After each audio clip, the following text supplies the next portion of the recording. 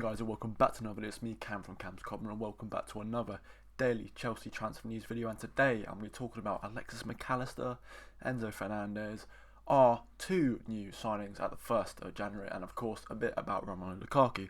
So if you're new here, I'm Cam from Cam's Cobner. I do daily Chelsea transfer news videos. 80% of you who watch my videos aren't subscribed, so if we get that number down, that'd be great. Thank you for 750 subscribers. Hopefully in the new year I reach 1,000. That would be my dream, so if you could help me, that'd be great. But without further ado, let's go on the first story. The main man himself, David Ornstein, has dropped a lovely piece of Chelsea news this morning on NBC Sport Soccer, which is in America, of course. Drops a little video where he was, talking mostly about Chelsea and Chelsea transfers, which is where I got a lot of my stories from today. David Ornstein is very reputable, but of course I'm going to start with Alexis McAllister, which is seems to be our new link. Todd Bowley just thinks, well, if Argentina won the World Cup, why don't we just nick all their players? And then hopefully Chelsea can win the World Cup. Alex McAllister's valuation is around £30 to £40 million. Midfielder is key area for Chelsea to be focusing on, but not at all costs.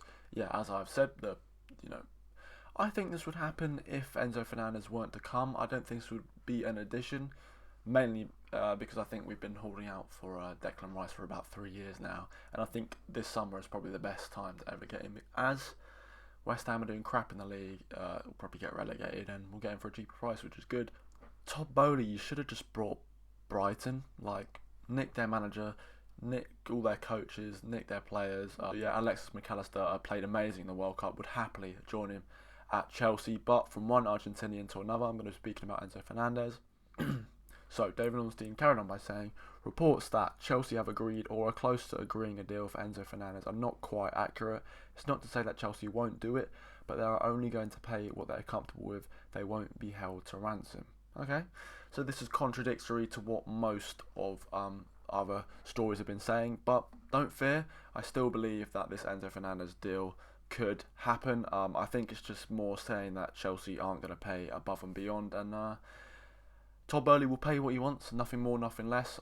If I were Benfica, I'd take the money, really. But the whole idea about Chelsea really want to get this over the line now because other competitors and teams in the Premier League are eyeing up Enzo Fernandez, so it would be good for Chelsea to actually complete the signing before anyone else. But, this is just another side to the story, because obviously in this channel, if I just showed you all the stories which said, yeah, Enzo Fernandez is joining, he's joining, get your hopes up. It's only the 1st of January, so we can keep our hopes up. We've got 30 more days for this to be done, and hopefully it'll be done in the coming days or something along that lines. But speaking of deals that have been done, my final thing from David Ornstein saying Badiashile will sign a very long-term contract, which is helping with Chelsea's financial fair play.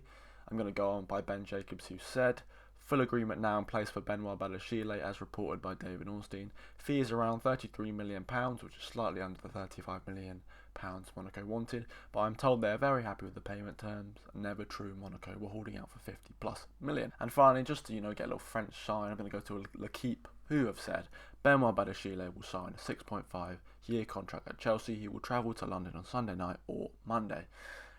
So this is looking like it's going to be a signing under the belt of Todd Bowley.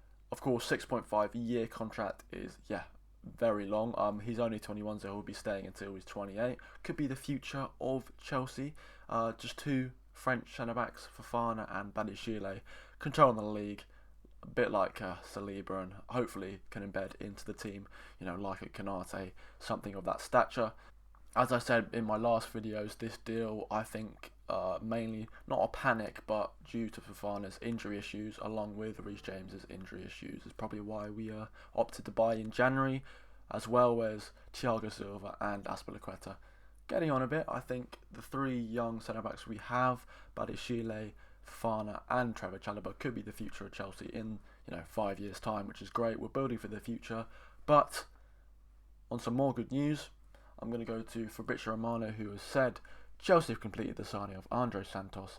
Documents are signed and sealed on both players and club side with Vasco. Chelsea will pay €12.5 million fixed fee. Of course, another youngster, 18 years of age.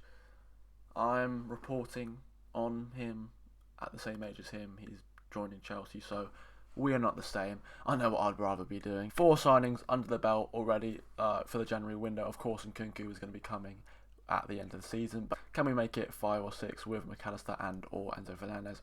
But financial fair play is of course a big issue at Chelsea, which is why the last story is in more good news about Romelu Lukaku. Interview with Sky Sports, Romelu Lukaku said, "I hope to stay here at Inter, but a solution needs to be found with Chelsea. You know what? I will take the money out of my pocket, pay you to leave Romelu, just so you can stay at Inter. Don't really pollute the club." What a waste of 100 million that was. How many goals did he give us? About 15. Yeah, I'd happily let him stay at Inter because that would balance our books. He's on a 2-year long loan deal at Inter at the moment. If Todd Bowley somehow could just make that permanent so we could get some money, cash flow in, would probably be the best scenario because he doesn't want to come here. He wants to stay at Inter. Looking at his World Cup performance for Belgium, I mean, his stock price absolutely plummeted. So hopefully he performs well at Inter and they actually pay more than a bag of quavers. Anyway, thank you guys for watching. I will see you tomorrow for more news. Thanks for the support in the last video. Just keep it rolling and I'll see you tomorrow. Well, hopefully Chelsea beating Nottingham Forest.